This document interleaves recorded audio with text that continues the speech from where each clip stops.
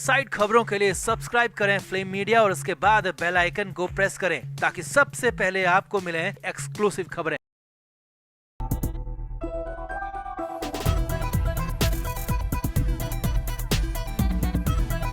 संजय राउत की बदजुबानी की वजह से एमवीए एक बार फिर से मुश्किल में फंस रही है। इसीलिए तो बीच बैठक में गुस्साए अघाड़ी के नेताओं ने संजय राउत को मीटिंग से बाहर कर दिया। दरअसल शिवाजी महाराज की प्रतिमा गिरने के बाद पीएम मोदी ने सिर झुकाकर जनता से माफी मांगी है, जिस पर संजय राउत ने दो बार तंज कस दिया। एक बार तो राउत ने कहा कि ऐसे प्रधानमंत्री को जूता मारना चाहिए, वहीं दूसरी बार बेवजह पुलवामा अटैक को बीच में ले आए और कहने लगे कि मोदी को तो रोज माफी मांगनी पड़ेगी। अब राउत की बदजुबानी के बाद एमवीए की बैठक में हंगामा मच गया और एमवीए नेताओं ने राउत को मीटिंग से ही बाहर निकाल दिया। तो आपको पूरी डिटेल खबर दिखाते हैं, आप भी वीडियो को शेयर करें और अपनी राय कमेंट बॉक्स में जरूर दें।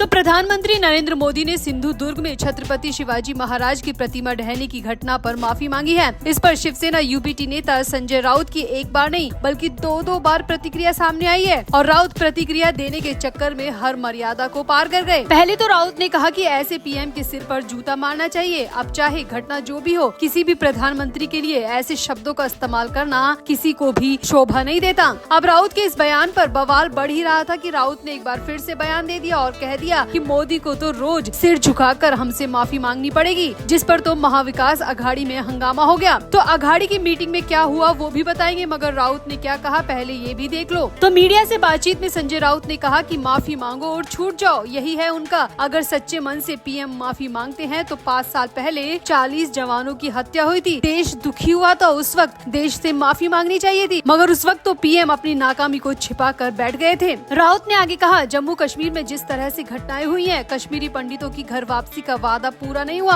आपने इतना झूठ बोला तो आपको हर दिन माफी मांगनी चाहिए, लेकिन आप भूल रहे हैं कि ये महाराष्ट्र है और ये किसी को आसानी से माफ नहीं करता। ऐसी माफी मांगने वालों के सिर पर तो महाराष्ट्र की जनता जूता मारती है। वहीं संजय राउत ने आगे कहा कि पीएम नरेंद्र मोदी को मुंबई की जनता ने काला झंडा दिखाकर स्वागत किया है, जो बताता है कि मोदी से मुंबई की जनता कितनी नाराज है। राउत ने कहा कि माफी मांगकर जाने नहीं देंगे। शिवाजी महाराज की प्रतिमा जिस तरह गिरकर चकनाचूर हुई है, मोदी को भी उसी तरह चकनाचूर करके दम लेंगे। आपको बता दें कि सिंधु दुर्ग की घटना के बाद पीएम मोदी ने कहा था कि मैं आज सिर झुकाकर मेरे आराध्य देव छत्रपति शिवाजी महाराज के चरणों में मस्तक रखकर माफी मांगता हूं, और राउत का बयान मोदी की इसी माफी के बाद में आया है। अब शिवाजी महाराज की प्रतिमा गिरना एक घटना है या मिलावटी सामान और करप्शन करने वालों की साजिश है, मगर इस बात पर पीएम मोदी के जूता मारने के लिए कहना एमवीए के नेताओं को भी रास नहीं आ रहा। एमवीए के नेताओं का कहना है कि हम भले ही विपक्षी पार्टी है, मगर फिर भी प्रधानमंत्री की मर्यादा के लिए हम शब्दों के चयन का पूरा ध्यान रखते हैं। एमवीए के नेताओं का कहना है कि प्रधानमंत्री के लिए इस तरह के शब्दों का इस्तेमाल संजय राउत जैसे सीनियर लीडर को शोभा नहीं देता। अब खबरों की माने तो राउत के बयान के बाद मातोश्री में अघाड़ी की मीटिंग भी हुई, जिसमें शरद पवार और कांग्रेस के नाना पटोले के साथ कई बड़े नेता शामिल हुए। मीटिंग में संजय राउत को अपने बयान के लिए फटकार पड़ी और एमवीए के लीडर तो इतने ज्यादा नाराज हो गए कि उन्होंने राउत को मीटिंग से ही बाहर निकाल दिया। ये सब उद्धव ठाकरे के सामने हुआ और उद्धव ने भी राउत को नहीं रोका, यानी उद्धव भी राउत के बयान से बिल्कुल भी खुश नहीं है। तो आपका संजय राउत के इस बयान पर क्या कहना है? क्या प्रधानमंत्री के लिए ऐसे शब्दों का इस्तेमाल करना वाकई में संजय राउत को शोभा देता है? आप भी अपनी राय कमेंट बॉक्स में जरूर दें और वीडियो को भी शेयर करें।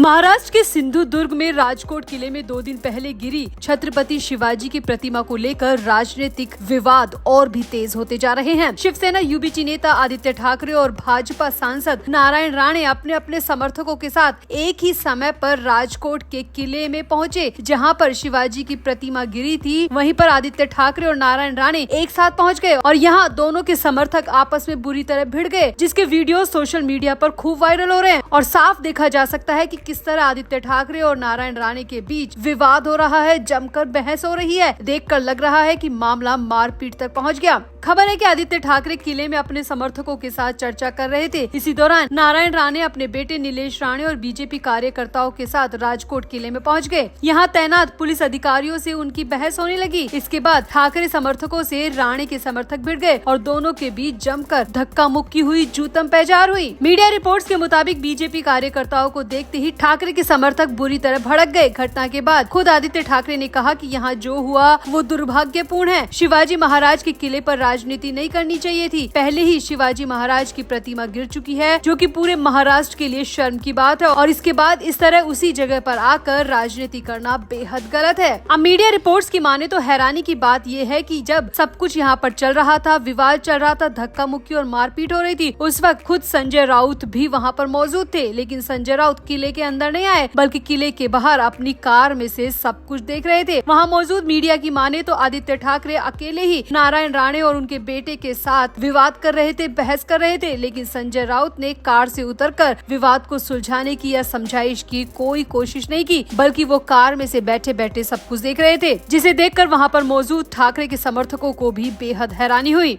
यहाँ आपको बता दें, शिवाजी महाराज की प्रतिमा 26 अगस्त को दोपहर 1 बजे गिरी थी। प्रधानमंत्री नरेंद्र मोदी ने 4 दिसंबर 2023 को नेवी डे के मौके पर इसका उद्घाटन किया था। पुलिस ने मामले में कॉन्ट्रैक्टर जयदीप आप्टे और कंसल्टेंट चेतन पाटिल के खिलाफ एफआईआर दर्ज कर ली है। इंडियन नेवी ने कहा था कि घटना की जाँच के आदेश दिए गए हैं। प्रतिमा गिरने के कारण का पता जल्द ही चलेगा। मूर्ति की मरम्मत और फिर से स्थापना के लिए एक टीम भी बना दी गई है। वहीं मुख्यमंत्री एकनाथ शिंदे ने भी कहा कि 45 किलोमीटर प्रति घंटे की रफ्तार से हवा चल रही थी, जिससे प्रतिमा गिर गई। नेवी ने शिवाजी महाराज की 35 फीट ऊंची प्रतिमा बनाई थी, लेकिन तेज हवा की वजह से उसका गिरना बताया जा रहा है। हालांकि नेवी की तरफ से बयान आया है कि वो फिर से शिवाजी महाराज की प्रतिमा बनाएंगे, लेकिन फिर भी पूरे महाराष्ट्र में शिवाजी महाराज की प्रतिमा गिरने से रोष व्याप्त है। आम लोगों में भी रोष है और राजनीतिक पार्टियों में भी बेहद गुस्सा है। लेकिन इस तरह उसी जगह पर आकर राजनीति करना, आपस में विवाद, बहस, धक्का मुक्की करना, ये बिल्कुल भी शोभा नहीं देता। तो आपका आदित्य ठाकरे और नारायण राणे की इस लड़ाई पर, इस बहस पर क्या कहना है? क्या शिवाजी महाराज की प्रतिमा गिरने के बाद इस तरह उसी जगह पर आकर लड़ना इन पार्टियों को शोभा देता है? आप भी अपनी राय कमेंट बॉक्स में जरूर दें और वीडियो को भी शेयर करें।